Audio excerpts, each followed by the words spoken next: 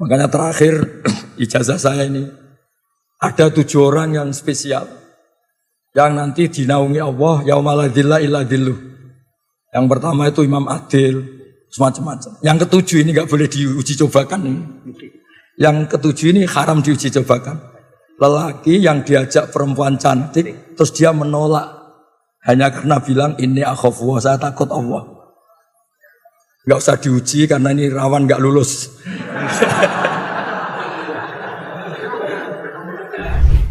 Assalamualaikum warahmatullahi wabarakatuh.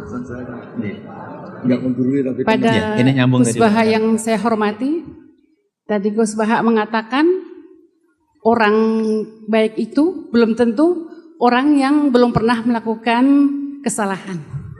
Yang pertama itu mohon penjelasannya. Dan yang kedua tadi Gus Baha juga mengatakan sesuatu yang tidak wajib jangan diwajibkan. Tapi pada saat ini ada yang sesuatu yang makruh kok malah diharamkan. Contohnya orang yang tidak suka merokok, yang benci sekali sama rokok, rokok kuwi haram. Nah gitu misalnya. Ya ini mohon penjelasannya, maaf ya. Ya. Cukup sekian dari saya. Saya Uswatun Hasanah dari Magelang. Assalamualaikum warahmatullahi wabarakatuh. Waalaikumsalam warahmatullahi wabarakatuh. Baik, terima kasih. Satu lagi tadi. Baik, Assalamualaikum warahmatullahi wabarakatuh. Waalaikumsalam warahmatullahi wabarakatuh. Perkenalkan, nama saya Eila, saya dari Hubungan Internasional Universitas Islam Indonesia. Tadi mengutip sedikit dari Gus Baha bahwa sudut pandang itu penting. Terus saya sedikit ada pertanyaan, bagaimana sih sudut pandang Nabi Muhammad terhadap perempuan yang tidak menutup aurat sesuai dengan syariat Islam? Karena banyak laki-laki menyalahkan perempuan karena tidak memakai pakaian sesuai syariat Islam. Ketika melihat itu, mereka timbul syahwat. Kenapa tidak dibalik saja? Kenapa tidak mereka yang menjaga pandangan ketika ada perempuan yang tidak memakai pakaian sesuai syariat Islam? Karena memang di sisi lain, perempuan itu memang harus menutup pakaian, menutup aurat dengan pakaian yang sesuai dengan syariat Islam gitu. Bagaimana juga syariat dari Al-Quran tentang pakaian ini? Cukup ya. Bagaimana pandangan Nabi Muhammad terkait dua pandangan bertolak belakang ini? Ini yang dari ibu-ibu, Bu. Yang pertama ini Gus. Komentar lagi terhadap sesuatu yang tidak wajib jangan diwajibkan. Termasuk tadi jangan mengharamkan yang rokok contohnya tuh. Kemudian terakhir ini sudut pandang Rasulullah terhadap yang tidak menutup aurat. Enggak gitu nanti. Kenapa nyalain perempuan? Jadi dua perspektif tadi Gus, dua sudut pandang. Rasulullah kira-kira yang mana Gus kira-kira? Begini. Jadi saya pernah cerita, mungkin di sini mungkin pernah cerita. Saya itu punya tamu, kebetulan teman-temannya bapak. 2 orang sudah sepuh. Pas rame-ramenya MUI dulu fatwa rokok itu haram itu. 2 kiai ini sepuh dan saya cium tangan karena sepuh. Gus, saya ini mau tanya, kalau Anda jawab haram tak lawan, kalau jawab halal saya setuju. Karena temannya bapak, dia cerita, saya ini kiai kampung Gus, hiburan saya itu kalau habis isya agak pulang, rokok-rokokan di masjid sama kelompok kiai-kiai yang nganggur itu, ya sambil rokokan. Karena kalau pulangnya terlalu awal tuh ngadepi istri yang belum jinak katanya, karena kalau sudah jam 11, 12 kan sudah islami katanya. Ini kisah nyata ini. Terus kenapa jenengan ingin rokok itu halal? Itu yang saya kaget tuh jawaban ini. Loh, saya ini kan kiai Gus. Hiburan saya kan nggak mungkin seperti anak-anak lihat dangdutan, saweran. Saya ini kan kiai, kan nggak pantas. Hiburannya saya hanya rokokan. Kok masih diharamkan MUI, maunya apa? Jadi dia itu, saya ini kiai. Kalau nggak kiai kan enak, bisa lihat dangdutan, saweran, lihat biskop. Saya ini kan kiai, kan nggak pantas. Jadi hiburan saya rokokan sambil nyesali nasib. Masa iya haram gitu. Nggih pun Mbah, untuk jenengan halal. Woyo.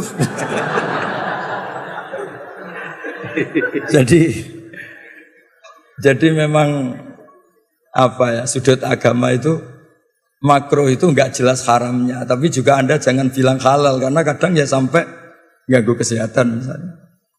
Tapi juga kan bilang haram karena takutnya tadi ada orang-orang tertentu yang untuk melawan nafsunya, melawan mungkin dia agak hiper, itu dengan melupakan dirinya dengan cara seperti itu. Makanya di Ihya itu ada bab suatu saat akhir zaman itu ibadah terbaik itu tidur.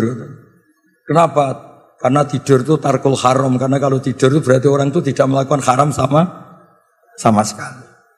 Tapi kan bisa digugat juga, tidur itu artinya meninggalkan kewajiban. Nah itu sudut pandang ini pertanyaan ke Mbak tadi. Jadi Nabi itu memang unik. Kalau perempuan membuka aurat, itu yang disalahkan sebetulnya tidak hanya perempuannya. Lelaki yang terprovokasi birahi yang haram, perempuannya juga haram. Tapi di situ seninya beragama. Jadi ada Umar itu, sahabat Umar pernah ditanya, kalau Anda ditakdir tidak punya syahwat, sama punya syahwat suka mana? Ya suka punya syahwat tapi tidak maksiat. Kenapa? Kalau saya tidak punya syahwat, misalnya Allah tidak akan bilang gini, ini loh Umar, nggak pernah zina sama batu, sama pohon, sama jembatan. Gitu. Artinya apa itu nggak prestasi. Tidak zina sama sesuatu yang nggak disyahwati itu tidak prestasi. Ya normal namanya tidak zina sama pohon, sama jembatan, sama gunung. Yang hebat kan kita tidak zina sama orang yang mungkin kita senang. Jadi berkahnya sahabat itu, Pak ini berkah yang ngempet itu jadi wali lah kira-kira gitu. Jadi memang seninya Allah itu liyabluwakum ya di situ ini. Jadi diuji itu karena kita punya sahabat, punya apa, tapi nggak melakukan.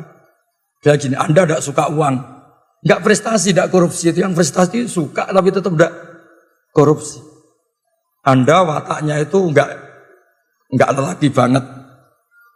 Mungkin agak lelaki. Ketika tersinggung sama orang enggak tersinggung. Itu dulu kata Imam Syafi'i itu khimar. Orang enggak bisa tersinggung itu khimar. Maksudnya enggak punya kepekaan. Tapi kita harus tersinggung karena kita dihujat harus tersinggung.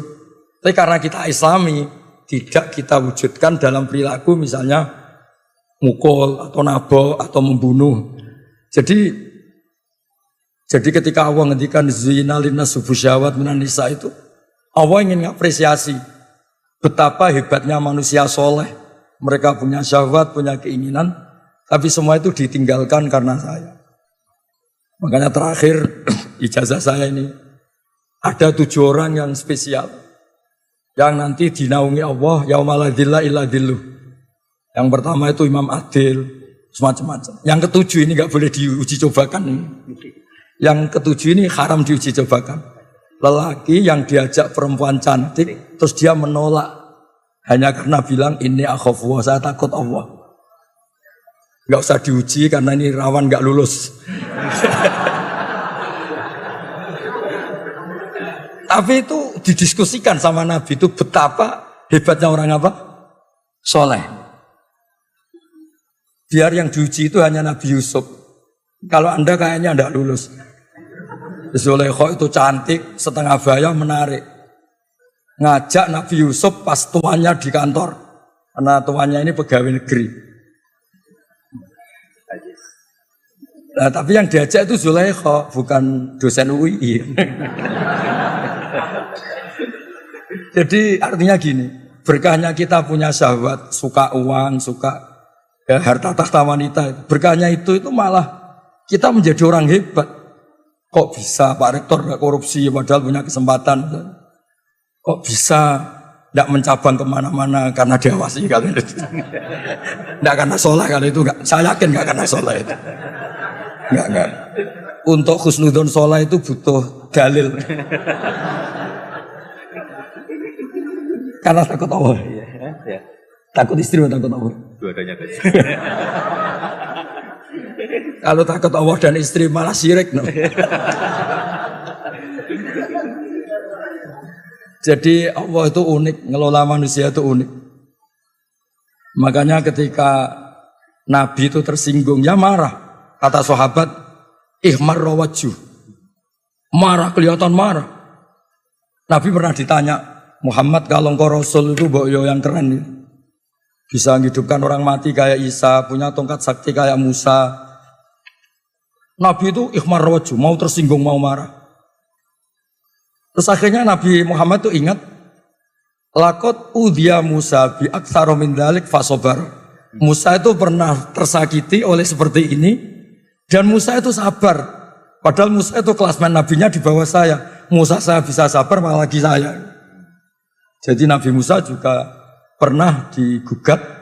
Musa kamu itu bilang utusannya Allah. Coba Allah itu bertontonan ke kita, arina wajarotan. Kemudian nanti Allah tak tanya, apa betul Anda ngutus Musa? Jadi Nabi dulu itu ya repot. Tapi ya tadi memang itu ujian. Ya jadi di antara kebaikan agama ini kita dikasih syahwat, dikasih suka uang, suka tahta. Tapi kita bisa lulus. Tapi gak usah dicoba, gak usah dicoba. Karena kalau dicoba itu riskan. Jadi yang nomor 7 tadi itu warojulun da'adu imro'atun da'atu mansibin wa jamalin fakola ini akhafwa. Lelaki yang diajak perempuan cantik, diajak perempuan cantik, Nabi bilang itu cantik. Kalau gak cantik kan akeh tunggale lah gitu kan. Tapi tetap bilang fakola ini akhafwa. Ya saya kira demikian cukup ya.